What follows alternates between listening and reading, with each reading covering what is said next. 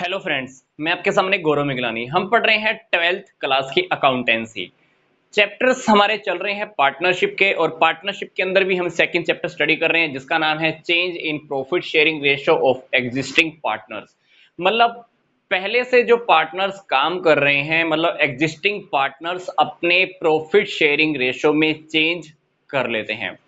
तो उसको लेकर हमने वैसे काफी सारी वीडियोस अपलोड कर दी हैं। काफी सारे टॉपिक हम ऑलरेडी स्टडी कर चुके हैं। तो अब तक हमने जो चैप्टर स्टडी किया है, इस चैप्टर के अंदर हमने अब तक जो स्टडी किया है, तो फटाफट से हम एक बार पूरा उसको रिकैप कर लेते हैं। तो हमने सबसे पहले इस चैप्टर के अंदर क्या स्टडी किया था? रिकॉन्स्टिट्यूशन क्या होता है, reconstitution of A partnership firm का क्या मतलब है। मतलब फर्म कंटिन्यू चलती रहती है, पर क्या होता है, पुरानी पार्टनरशिप खत्म होती है, नई पार्टनरशिप शुरू हो जाती है। मतलब पार्टनर्स के बीच में ही मान लो एक पुरानी वाली पार्टनरशिप डीड खत्म हो जाती है और एक नई पार्टनरशिप डीड बन जाती है। वो वजह कुछ भी हो सकती है, पर हम कौन से रीजन पढ़ रहे हैं? हमारे पास रीजन है कि जब पार्टनर्स आपस में रेशो को चेंज कर सकते हैं, तब भी हम क्या कहेंगे? पार्टनरशिप फर्म क्या हो गई है? रिकॉन्स्टिट्यूशन हो गई है। दूसरी बात, अगर एक नया पार्टनर आएगा तो रेशो कुछ ना कुछ चेंज होने वाला है। किसी पार्टनर की मान लो रिटायरमेंट होती है या डेथ होती है, तो उस केस में भी क्या होता है? फर्म रिकॉन्स्टिट्यूशन होती है ना। फिर एक केस हमने देखा कि जब दो फर्म आपस में मिल जाती हैं, तब भी रेशो में कोई ना कोई चेंज होता ही होता है। मतलब फर्म के कॉन्स्टिट्यूशन में चेंज आने को हम बोलते हैं reconstitution of A partnership firm. Reconstitution का मतलब होता है कि एक पार्टनरशिप फर्म जैसे पहले चल रही थी वैसे ही अब भी चलती रहेगी, पर क्या होता है, पार्टनर्स ने आपस में ही कुछ पार्टनरशिप डीड में चेंज किया है। उस चेंज होने की वजह से एक पुरानी पार्टनरशिप डीड खत्म होती है, नई पार्टनरशिप डीड शुरू हो जाती है। मतलब एक पुरानी पार्टनरशिप, पार्टनर्स के जो बीच की जो पार्टनरशिप है वो खत्म हो जाती है पुराने वाली, और एक नई पार्टनरशिप शुरू हो जाती है। इसलिए हम इस टॉपिक को बोलते हैं reconstitution of A partnership firm. फिर उसके बाद हमने देखा कि change in profit sharing ratio का मीनिंग क्या है। क्योंकि जब भी पार्टनर्स प्रॉफिट शेयरिंग रेशियो में चेंज करते हैं, तो चेंज करने की वजह से किसी पार्टनर को सेक्रीफाइस करना पड़ता है, तो किसी पार्टनर को क्या होता है? गेन होता है।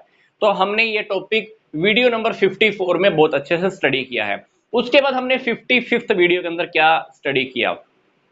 जब भी पार्टनर्स रेशो में चेंज करते हैं, रेशो में चेंज करने की वजह से अपने को या तो सेक्रीफाइस रेशो निकालना है या क्या निकालना है? गेनिंग रेशो निकालना है। अगर हम सेक्रीफाइस रेशो निकालते हैं, सेक्रीफाइस रेशो के लिए हम क्या करते हैं? ओल्ड रेशो में से न्यू रेशो को माइनस कर देते हैं। और अगर हम गेनिंग रेशो निकाल रहे हैं, तो न्यू रेशो में से हम ओल्ड रेशो माइनस कर देते हैं। सेक्रीफाइस रेशो निकालते हुए मैंने आपको बताया था, अगर ओल्ड में से न्यू रेशियो माइनस करके अगर आपके पास आंसर प्लस में आता है, अगर आपके पास आंसर प्लस में आता है, इसका मतलब है कि पार्टनर ने क्या किया है? सेक्रीफाइस किया है। अगर गेनिंग रेशियो निकालते हुए आपका आंसर न्यू रेशियो में से ओल्ड रेशियो माइनस करने के बाद अगर आपका आंसर पॉजिटिव आता है, तो इसका मतलब है कि इसने क्या किया है? पार्टनर ने क्या किया है? गेन किया है। मैं आपको फिर से रिपीट कर रहा हूं, सेक्रीफाइस रेशियो का फॉर्मूला है ओल्ड माइनस न्यू, जबकि गेनिंग रेशियो का फॉर्मूला है न्यू माइनस ओल्ड। सेक्रीफाइस के केस के अंदर अगर आंसर प्लस आता है तब ही सेक्रीफाइस है, गेनिंग के अंदर अगर आंसर प्लस आता है तब ही गेन है। अपोजिट केस के अंदर ये केस पलट जाते हैं। मतलब सेक्रीफाइस रेशो के केस के अंदर अगर आंसर माइनस में आता है, तो हमारा मतलब होता है कि पार्टनर ने गेन किया है। पर गेनिंग रेशो के केस के अंदर अगर आंसर माइनस में आता है, तो इसका मतलब है कि पार्टनर ने क्या किया है? सेक्रीफाइस किया है। और हमने सेक्रीफाइस और गेनिंग रेशो के बेस पर वीडियो नंबर 55 में छोटे छोटे प्रैक्टिकल क्वेश्चंस देखे हैं, उनकी एडजस्टमेंट करनी हमने सीखी है। फिर वीडियो नंबर 56 और वीडियो नंबर 57 की बात करते हैं। इसके अंदर हमने डिस्कस किया कि गुडविल क्या होती है।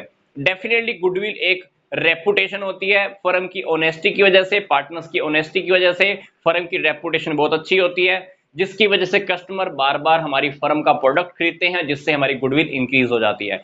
तो गुडविल डेफिनेटली एक इंटेंजिबल एसेट होती है। हमने गुडविल के इस वीडियोस के अंदर फीचर स्टडी किए हैं, कैरेक्टरिस्टिक स्टडी की हैं, गुडविल की क्या क्लासिफिकेशन है, और गुडविल के हमने क्या किया है? मेथड भी इसके बाद स्टडी किए हैं।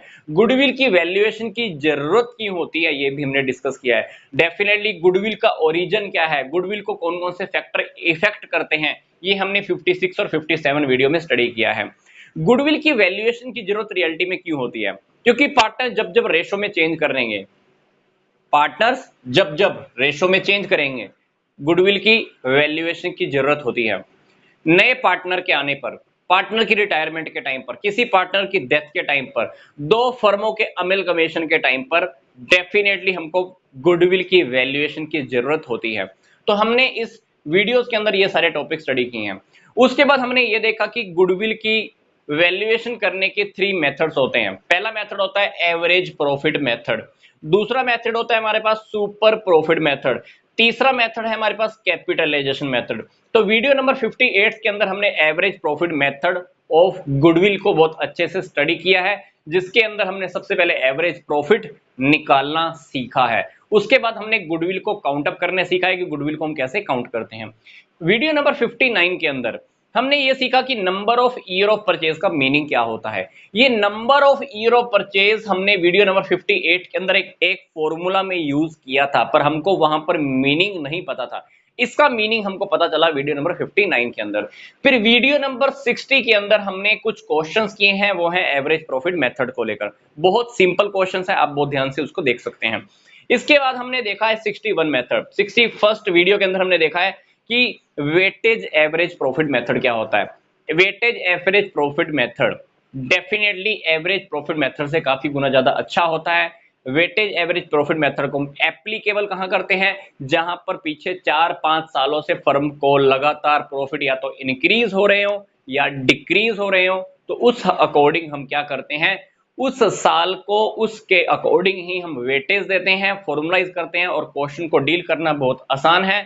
हमने इस वीडियो के अंदर ये सब सीखा है, प्लस प्रैक्टिकल क्वेश्चन भी किया है। फिर वीडियो नंबर 62 के अंदर हमने देखा है कि सुपर प्रॉफिट मेथड क्या होता है। वीडियो नंबर 62 के अंदर मैंने आपको क्लियर एक बात बताई है, सुपर प्रॉफिट क्या होता है।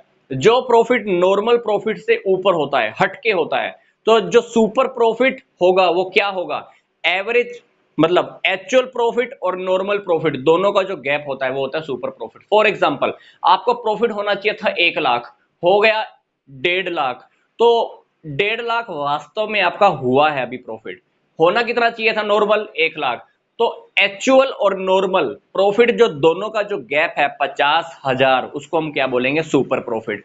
तो सुपर प्रॉफिट मेथड हमने यहां पर अप्लाई किया है गुडविल को कैलकुलेट करने का। बिल्कुल सिंपल से टेक्निक है, अब यहां पे देखिएगा। फिर हमने वीडियो नंबर 63 के अंदर super profit method of goodwill के ऊपर कुछ क्वेश्चन स्टडी किए हैं। देन हमने देखा है 64th वीडियो। 64th वीडियो के अंदर हमने डिस्कस किया है कैपिटलाइजेशन मेथड ऑफ गुडविल। इसके अंदर मैंने बताया था आपको कि गुडविल को काउंट करने की कैपिटलाइजेशन के अंडर में 2 मेथड है, average profit method, capitalisation of average profit, and capitalisation of super profit method. तो अगर आप जब एवरेज प्रॉफिट मेथड और सुपर प्रॉफिट मेथड सीख जाते हो, तो आप 64 और 65 वीडियो के अंदर हमने जो डिस्कस किया है capitalisation of average profit, capitalisation of super profit, ये क्वेश्चंस के साथ आपको डील करना बहुत आसानी से आ जाता है। और वीडियो नंबर जैसे ही हमारा 65 कंप्लीट हुआ था, हमने वीडियो नंबर 66 में ये देखा है कि अकाउंटिंग ट्रीटमेंट कैसे करनी है गुडविल की। क्योंकि पार्टनर्स जब भी रेशो में चेंज करते हैं, तो पार्टनर्स क्या करते हैं, फर्म की गुडविल को क्या करते हैं, वैल्यूएशन करते हैं। अब जब गुडविल को कैलकुलेट करते हैं, तो गुडविल को कैलकुलेशन के बिहाफ पर उनको जिस रेशो में सेक्रीफाइस होता है, जिसको जितना गेन होता है, उसी के ऊपर क्या करते हैं, एक एडजस्टमेंट एंट्री करते हैं। तो इसके अंदर हमने गुडविल की अकाउंटिंग ट्रीटमेंट करनी सीखी है, मतलब जर्नल एंट्री।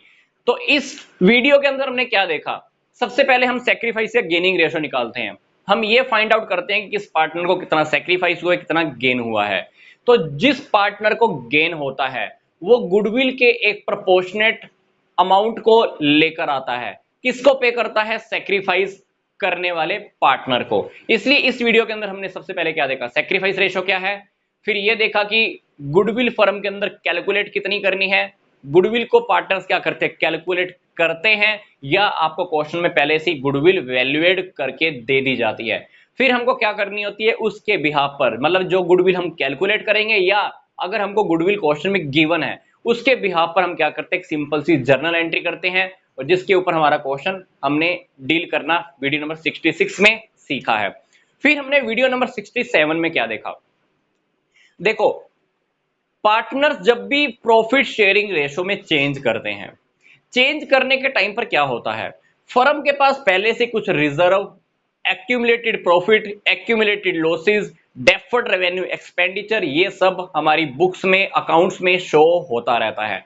अब हमारे पास दो चॉइस होती हैं, पार्टनर्स के पास दो चॉइस होती हैं कि जिस दिन वो प्रॉफिट शेयरिंग रेशो में चेंज कर रहे हैं, तो पहला ऑप्शन तो ये है कि पहले से जो रिजर्व, सरप्लस, प्रॉफिट, लॉस जो भी रखा हुआ है, पहला ऑप्शन तो उनके पास ये होता है कि पूरा का पूरा अमाउंट क्या कर लो, कैपिटल अकाउंट में ट्रांसफर कर दो। ट्रांसफर करने के बाद वो कुछ भी अमाउंट अब बैलेंस शीट में शो नहीं होने वाला है।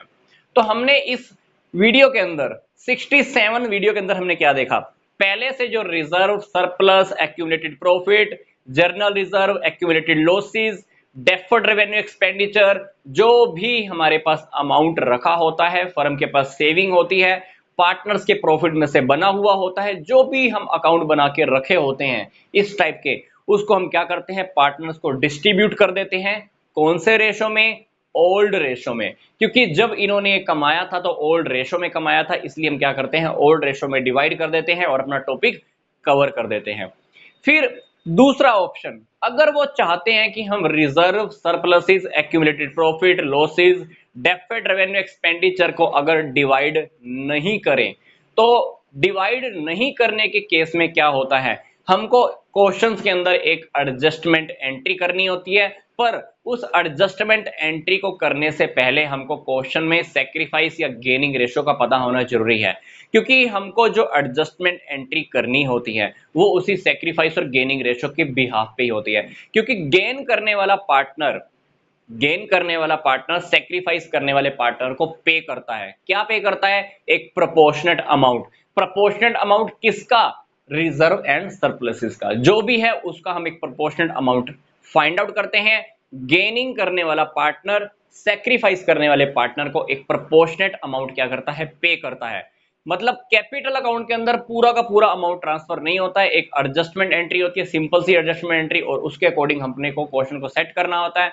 अब क्वेश्चन के अंदर क्या, रिजर्व और सरप्लस को इन्होंने डिस्ट्रीब्यूट तो नहीं किया है, तो बैलेंस शीट के अंदर वो सारी आइटम हमको शो करानी होती हैं जो उन्होंने डिवाइड नहीं किया। रिजर्व और सरप्लस तो उन्होंने बांटे नहीं, प्रॉफिट और लॉस का क्रेडिट बैलेंस या डेबिट बैलेंस नहीं बांटा, डेफर्ड रेवेन्यू एक्सपेंडिचर भी मान लो नहीं बांटे तो क्या किया, एडजस्टमेंट एंट्री की। तो वो जब हम उसके बाद जब बैलेंस शीट बनाएंगे नए वाली न्यू बैलेंस शीट, तो न्यू बैलेंस शीट के अंदर अपने को ये सारे के सारे अमाउंट दिखाने होते हैं एसडीटीज के एसडीटीज।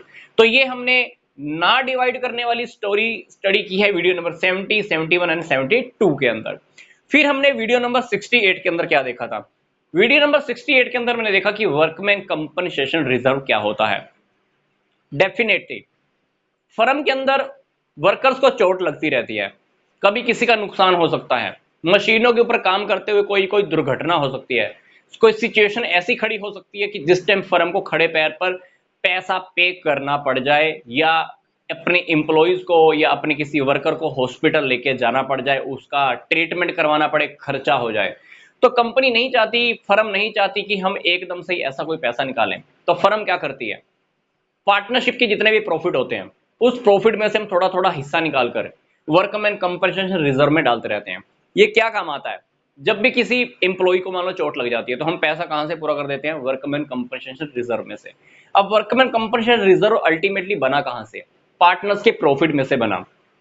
अब मान लो वर्कमैन कंपनसेशन रिजर्व किसी काम ही नहीं आता है, तो अल्टीमेटली वर्कमैन कंपनसेशन रिजर्व के अंदर जो पैसा रखा हुआ है वो अल्टीमेटली किसका है, पार्टनर्स का है। तो हमने इस क्वेश्चन में ये सीखा कि वर्कमैन कंपनसेशन रिजर्व के साथ अपने को डील कैसे करना है। अगर हमारे पास कोई क्लेम है, उस क्लेम को हम सेटल कैसे करेंगे और बाकी का अमाउंट हम पार्टनर्स में कैसे डिवाइड कर देंगे ओल्ड रेशो के अंदर। तो वर्कमैन कंपनसेशन रिजर्व को लेकर पूरा डिटेल स्टडी हमने वीडियो नंबर 68 में देखा है। Video number 69, investment fluctuation reserve. Investment के ऊपर क्या होता है, फ्लक्चुएशन चलती रहती हैं। हमने इन्वेस्टमेंट की मान लो 5 लाख की, मार्केट के अंदर उसकी वैल्यू आ गई भी 4 लाख, कितना डिफरेंस आ गया, 1 लाख रुपए। 1 लाख हमको एकदम से झटका है, इस झटके को, इस टाइप के झटके हमारे हर साल कहीं ना कहीं ऊपर नीचे होते रहते हैं। तो इस प्रकार की प्रॉब्लम को फेस करने के लिए हम क्या करते हैं, प्रॉफिट में से एक अमाउंट इन्वेस्टमेंट फ्लक्चुएशन रिजर्व में डालते रहते हैं। अब मान लीजिए कि investment fluctuation reserve investment fluctuation reserve, मान लो फ्लक्चुएशन के काम ही नहीं आया तो पैसा अल्टीमेटली किसका है, पार्टनर्स का है। तो पार्टनर्स के अंदर हमको डिवाइड कैसे करना है, तो ये सारा का सारा बहुत डिटेल स्टडी हमने वीडियो नंबर 69 में देखा है, तो इसको आप अच्छे से स्टडी कीजिएगा। तो वीडियो नंबर 54 से लेकर वीडियो नंबर 72 हमारा अभी तक ये सारे टॉपिक हमारे कवर हो चुके हैं। अभी हमको जो वीडियो नंबर 74 में, क्योंकि हमारा वीडियो नंबर 73 है, वीडियो नंबर 74 के अंदर अपने को क्या डिस्कस करना है, रिवैल्यूएशन अकाउंट क्या होता है। हम ये डिस्कस करने वाले हैं कि प्रॉफिट शेयरिंग रेशो के चेंज करने के टाइम पर हमारी एसेट की और लायबिलिटी की वैल्यू क्या है। तो वैल्यू जो भी आएगी या तो वो इंक्रीज होने वाला है या डिक्रीज होने वाला है। अब इंक्रीज हो या डिक्रीज हो, पार्टनर के पास दो ऑप्शन है। क्या प्रॉफिट और लॉस जो भी होएगा हमारा प्रॉपर्टीज के ऊपर या लाइबिलिटीज के ऊपर, जो भी प्रॉफिट या लॉस होगा, पार्टनर्स के पास पहला ऑप्शन होगा, या तो उस प्रॉफिट और लॉस को क्या कर लेंगे, डिवाइड कर लेंगे, बात खत्म, कहानी को खत्म करेंगे। या अगर डिवाइड नहीं करेंगे और हम मान लो हमने एसेट्स और लाइबिलिटीज को as it is balance sheet में शो करना है, तो हमको सेकंड टेक्निक को फॉलो करना होगा। तो ये हम जो रिवैल्यूएशन अकाउंट का जो टॉपिक मैं आपके सामने डिस्कस कर रहा हूं, ये हम नेक्स्ट वीडियो में ही स्टडी करेंगे। तो यहां तक का वीडियो मैं आपसे एक बार फिर से कहूंगा कि एक बार फिर से बहुत अच्छे से देखिए, ताकि आपका पीछे का जो भी हमने डिटेल अभी तक स्टडी किया है, वीडियो नंबर 54 से लेकर वीडियो नंबर 72 का, आपको पूरा का पूरा चैप्टर बहुत अच्छे से रिकैप हो जाएगा।